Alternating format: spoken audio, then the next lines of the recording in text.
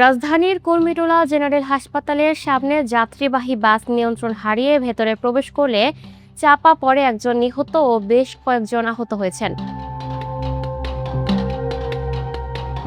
রোববার ২৭ জুলাই সন্ধ্যা ৭:১৭টার দিকে দুর্ঘটনা ঘটে। বাসের ধাক্কায় হাসপাতালের গেট সংলগ্ন গ্যাসের কন্ট্রোল রুমের দেয়াল ভেঙে গেছে। ঘটনার পর পরিস্থান পরিবহনের বাসটির চালককে আটক করেছে পুলিশ।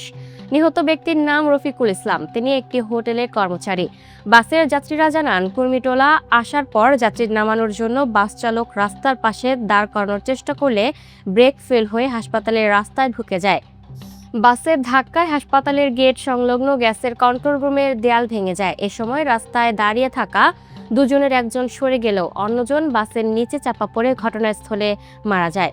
বাসের ভেতরে থাকা শিশুসহ দুজন আহত হন। দুর্ঘটনার পর বাসের ড্রাইভারকে আটক করেছে ক্যান্টনমেন্ট থানা পুলিশ। ক্যান্টনমেন্ট থানার ওসি রাকিবুল হাসান বলেন, দুর্ঘটনায় একজন নিহত ও বেশ কয়েকজন আহত হয়েছেন। আহতদের উদ্ধার করে হাসপাতালে ভর্তি করা হয়েছে। পুলিশ বাসের চালককে আটক করেছে। এ বিষয়ে আইনি ব্যবস্থা প্রক্রিয়াধীন। Lucky Akter, up to date news, Dhaka.